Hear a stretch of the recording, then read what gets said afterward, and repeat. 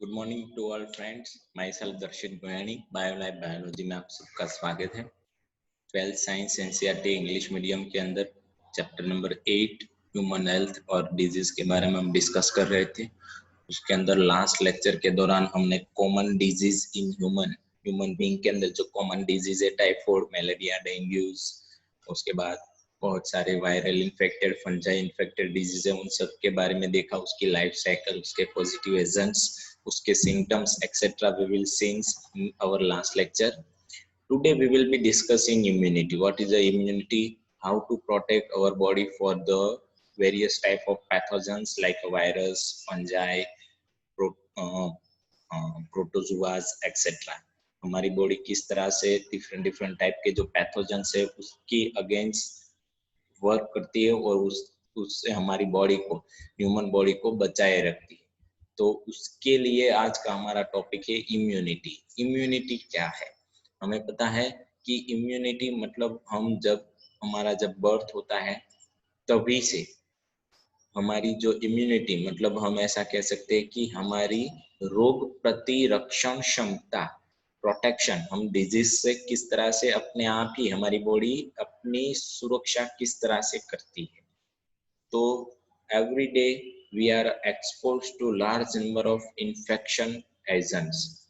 हम जानते हैं कि हर रोज बहुत सारे ऐसे इन्फेक्शन एजेंट्स है. जैसे कि मैं आपको बता दूं कि आपने जो भी फूड खाया, जंक फूड खाते हो, आपने पानी पिया तो उस पानी के अंदर भी बहुत सारे बैक्टीरिया, वायरस हो गए, बहुत सारे बैक्टीरिया जो साल्मोनेला टाइफीज मतलब टाइफाइड प्रोड्यूस कर सकते हैं. लेकिन इन सारे इन्फेक्शंस एजेंट के कांटेक्ट में हम आते हैं फिर भी हमारी बॉडी के अंदर वो इन्फेक्शन प्रोड्यूस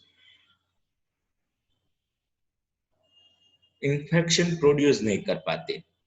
हमारी बॉडी के अंदर इन्फेक्शन प्रोड्यूस नहीं कर पाते. यहाँ पे दिखाया है, हमारे यहाँ पे एक इमेज दिखाई है कि जब चाइल्ड एज, उसके बाद थोड़ी उससे ज्यादा एज, उसके बाद एडल्ट, उसके बाद धीरे धीरे हम ओल्ड हो जाते हैं. मतलब हमारी एज होती है वो 75 65 से अप हो जाती है तो हम उसको बोलते हैं ओल्ड. तो हमारी ओल्ड एज होती है. तो ह्यूमन बीइंग की डिफरेंट डिफरेंट टाइप की एज में उसकी जो इम्यूनिटी, मतलब उसको हम बोलते हैं कि हमारी सेल्फ डिफेंस मैकेनिज्म, हमारा बॉडी खुद अपने अपनी ऑर्गन्स और अपने बॉडी पार्ट्स को प्रोटेक्ट करता है और उसके लिए उसके पास सेल्फ डिफेंस मैकेनिज्म है जिसको हम बोलते हैं इम्यूनिटी, इम्यून सिस्टम होती है. जैसे कि मैंने आपको बताया कि बहुत सारे इन्फेक्टेड एजेंट्स के कांटेक्ट में हम हर रोज आते हैं. हमारी बॉडी के अंदर भी millions of bacterias, virus enter होते हैं, बाहर निकलते हैं. और ये सारे बैक्टीरियाज, वायरस हमारी बॉडी के अंदर इन्फेक्शन प्रोड्यूस नहीं कर पाते. उसका रीजंस है कि हमारी बॉडी इन सारे इन्फेक्टेड बैक्टीरिया, वायरस को इनहिबिट मतलब किल करने के लिए पॉसिबल है. उसके पास ऐसी प्रोटेक्टिव सिस्टम है. जैसे कि हम हमारे लैपटॉप, पीसी के अंदर वायरस ना आ जाए इसके वजह से हम एंटीवायरस रखते हैं और वो हमें बाहर से डलवाना पड़ता है. और यहाँ पे हमारी बॉडी के पास एंटीवायरस ऑलरेडी हमारा बर्थ होता है तब से है. तो इस टाइप का जो एंटीवायरस, इस टाइप की जो इम्यूनिटी है उसको हम बोलते हैं इनट इम्यूनिटी. इनट इम्यूनिटी मतलब जब हमारा बर्थ होता है तभी से हमारी बॉडी के पास ऐसे प्रोटेक्टिव एजेंट्स होते हैं जो हमारी बॉडी को बहुत सारे फॉरेन वायरस, बहुत सारे इन्फेक्टेड एजेंट से उससे बचाए रखती है. तो यहाँ पे लिखा है however only few those exposed result in disease. हम बहुत सारे इन्फेक्टेड एजेंट के कांटेक्ट में आते हैं लेकिन कोई इन्फेक्टेड एजेंट से वो बहुत स्ट्रांग है जो हमारी प्रोटेक्टिव सिस्टम को डिस्ट्रॉय कर देता है तो हमें डिजीज होता है, अदरवाइज नहीं होता. जैसे कि आपको साल में 2 या 3 बार ही आप बीमार होते हैं, आप पूरी लाइफ बीमार नहीं रहते. साल में 2 या 3 बार. क्यों 2 या 3 बार? कि वो 2 या 3 बार आपकी जो प्रोटेक्टिव सिस्टम है वो अच्छे से वर्क नहीं कर रही, उस टाइम आपकी जो प्रोटेक्टिव सिस्टम है वो अच्छे से वर्क नहीं कर रही और कोई स्ट्रॉन्ग वायरस आपकी बॉडी के अंदर एंटर हो चुका है और जिसने आपकी प्रोटेक्टिव सिस्टम को डिस्ट्रॉय करके उन प्रोटेक्टिव सिस्टम को डिस्ट्रॉय करके आपकी बॉडी में घुस गया है, तो आपको डिजीज होती है। उसके बाद आप डॉक्टर्स के पास जाते हो, उसकी दवाई ट्रीटमेंट लेते हो, फिर से वो डिस्ट्रॉय हो जाता है, फिर से हमारी जो इम्यून सिस्टम है फिर से वर्क करने लगती है। तो हमें साल में 2 या 3 ही बार डिजीज होती है, बार बार नहीं होती। उसका रीजन है इम्यूनिटी। हमारी बॉडी के पास सेल्फ डिफेंस मैकेनिज्म होती है, हमारी immunity.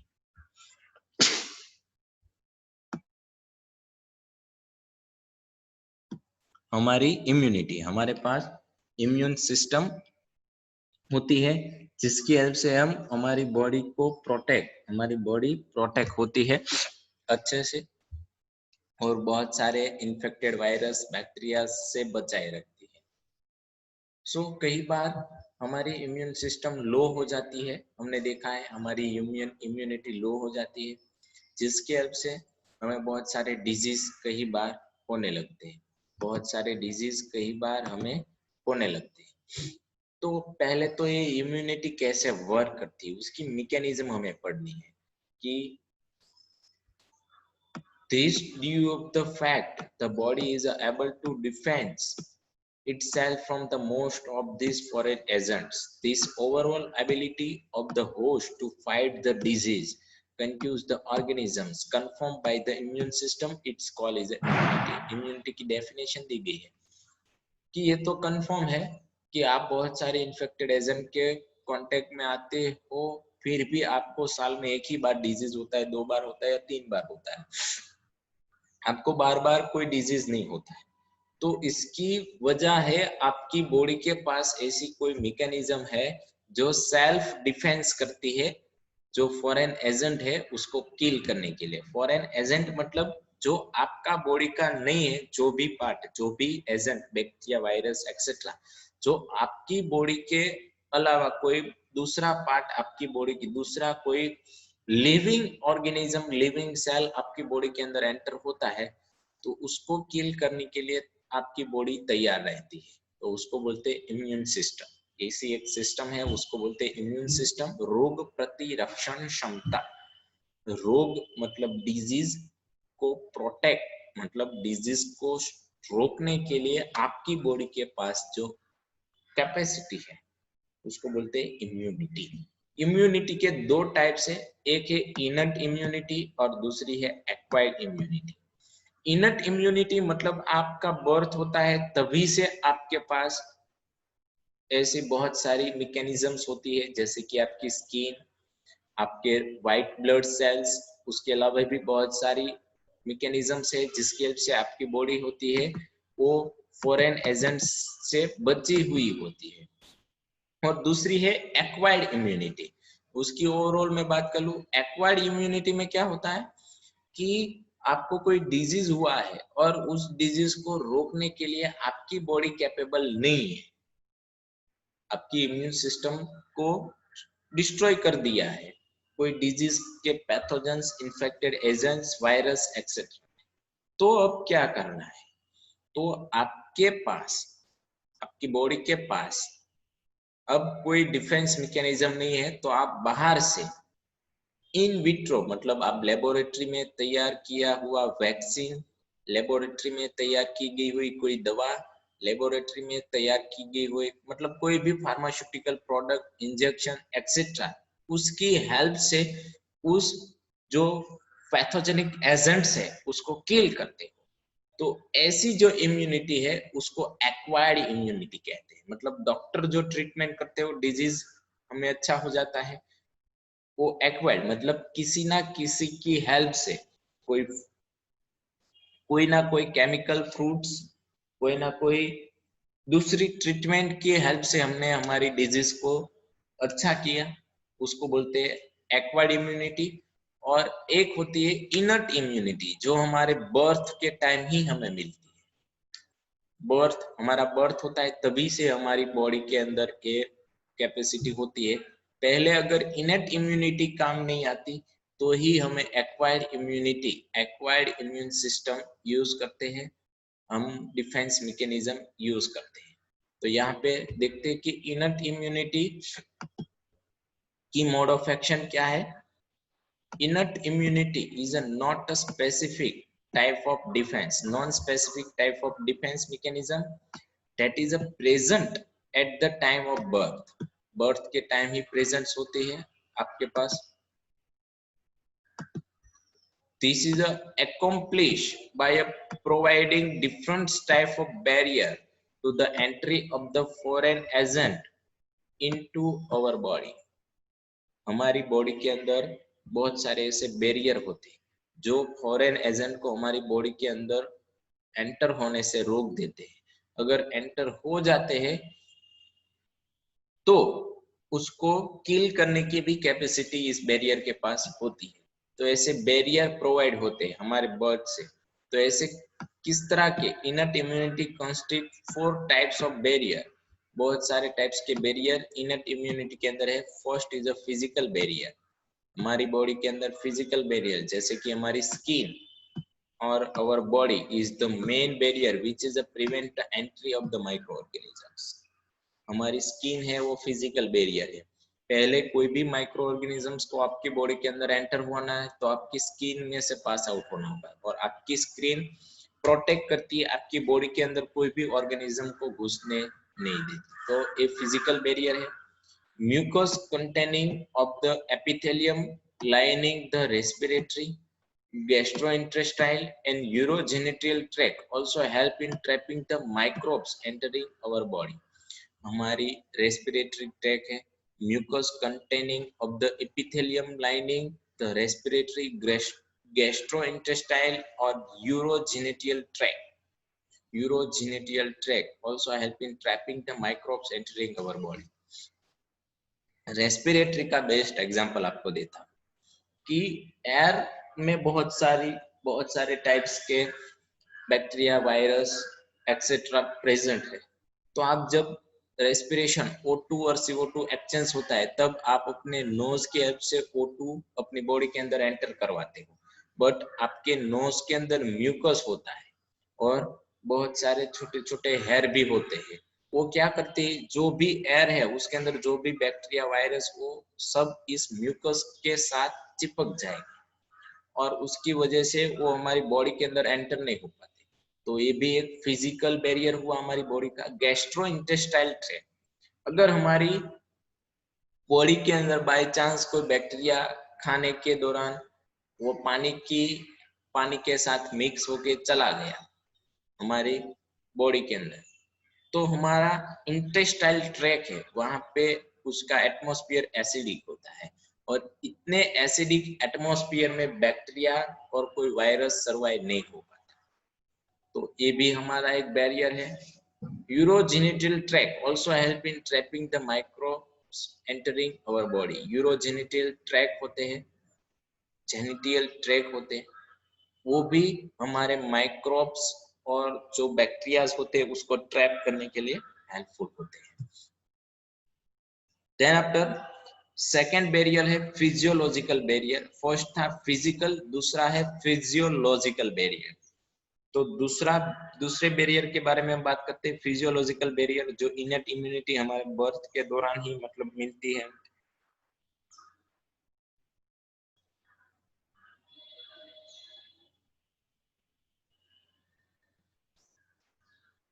Okay, urogenital tract also है trapping microbes entering our body. अगर हमारी बॉडी के अंदर कोई वायरस, बैक्टीरिया पहुंच भी गया है तो हमारी एक्सेंटरी सिस्टम होती है, हमारी बॉडी के वेस्ट बाहर निकालने की सिस्टम, जैसे कि ह्यूमन बीइंग के अंदर किडनी है, तो यूरिन की हेल्प से भी बहुत सारे माइक्रोब्स बाहर निकल जाते हैं बॉडी के अंदर से। Physiological barrier, acid in the stomach, saliva in the mouth, tear from the ears, all prevent microbial growth। हमारी स्टमक के अंदर एसिड प्रेजेंट होते हैं, सलाइवा होती है माउथ के अंदर, अगर खाने के आप कोई भी चीज खा रहे हो और उसके अंदर कोई बैक्टीरिया वायरस प्रेजेंट है जो आपको दिख नहीं रहा और आपने उस चीज को खा लिया, तो आपकी जो सलाइवा होती है उसको सलाइवा उस बैक्टीरिया उस वायरस को किल कर देती है, आपके इंटेस्टाइल ट्रैक्ट के अंदर और डाइजेस्टिव ट्रैक्ट के अंदर एंटर नहीं होने देती। अगर चला भी गया तो आपका स्टमक है, वहां पे एसिडिक एटमॉस्फेयर है, वहां पे वो किल हो जाए। आपके ईयर में ईयर वैक्स होता है, वो ईयर वैक्स और टीयर्स होते हैं और ईयर वैक्स होते हैं। वो ईयर वैक्स आपके ईयर के अंदर से मतलब आपके कान में से कोई भी बैक्टीरिया वायरस एंटर ना हो जाए, इसकी वजह से आपकी जो ईयर होते हैं उसके अंदर वैक्स प्रोड्यूस होता है और वो वैक्स प्रिवेंट करते हैं माइक्रोबियल ग्रोथ को। माइक्रोबियल ग्रोथ, आपके कान में माइक्रोबियल ग्रोथ ना हो, माइक्रोब्स एंटर होके वहां पे ग्रोथ ना हो, इसकी वजह से वहां पे वैक्स प्रोड्यूस होता है। कई बार अगर ईयर के अंदर ऐसा वैक्स कम प्रोड्यूस होता हो और बहुत बार कोई बैक्टीरिया और गंदा पानी आपके कान के अंदर चला जाता है तो बैक्टीरिया कई बार ग्रोथ हो भी जाते हैं, तो आप कहते हैं कि आपके कान पे आपके ईयर पे पेन हो रहा है, बहुत सारे दूसरे प्रॉब्लम्स, पस प्रोड्यूस होता है आपके ईयर के अंदर, ऐसा सब हो सकता है।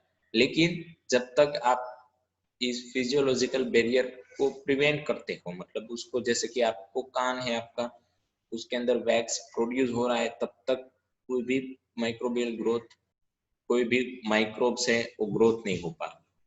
तीसरा बैरियर है cellular barrier. Contain types of leukocytes आपकी बॉडी के अंदर, अगर सपोज मान लीजिए फिजिकल और फिजियोलॉजिकल बैरियर को कट आउट करके आपकी बॉडी के अंदर कोई वायरस घुस गया है, तो आपकी बॉडी के पास ल्यूकोसाइट है, WBC सेल है, is our body like a polymorphonuclear leukocytes, PMNL neutrophils, polymorphonuclear leukocytes पूरा नाम है PMNL न्यूट्रोफिल्स का, and monocytes and natural killer types of lymphocytes in the blood as well as macrophage in tissues can phagocytes and destroy microbes। हमारा WBC हम कहते हैं white blood cell, वो क्या करता है, फेगोसाइटोसिस की प्रोसेस, मतलब आपकी बॉडी के अंदर कोई बैक्टीरिया वायरस प्रेजेंट है तो उसको खा जाता है हमारा WBC और उस पूरे वायरस और बैक्टीरियल सेल को डिस्ट्रॉय कर देता है, फेगोसाइटोसिस। आगे हम चैप्टर नंबर 8 11th स्टैंडर्ड के अंदर cell the unit of life के अंदर हम फेगोसाइटोसिस की प्रोसेस के बारे में पढ़ चुके हैं कि उसके अंदर क्या होता है। Suppose this is your white blood cell और यहाँ पे कोई बैक्टीरिया एक्सेट्रा घुस गया है, तो व्हाइट ब्लड सेल उसको अपने साइटोप्लाज्म के अंदर ले लेता है और साइटोप्लाज्म के अंदर डिफरेंट हमें पता है कि हमारे बॉडी के सेल के अंदर गोल्गी का रिबोसोम्स एक्सेट्रा ऐसे बहुत सारे ऑर्गन होते हैं, वो सारे ऑर्गन इसको डिस्ट्रॉय कर देते हैं, मतलब इस जो सेल लिविंग फॉर्म में होता है उसको डिस्ट्रॉय करके उसका वेस्ट यहाँ से बाहर निकाल देते हैं। तो ऐसे फेगोसाइटोसिस की प्रोसेस करने की फेगोसाइटोसिस की प्रोसेस होती है सेल्यूलर लेवल पर, मतलब हमारे बहुत सारे सेल भी होते हैं जो हमारी बॉडी का प्रोटेक्शन का वर्क कर रहे हैं। उसके बाद साइटोकाइनिन बैरियर, चौथा हमारा जो इनर्ट इम्यूनिटी के अंदर एक बैरियर है वो है साइटोकाइनिन।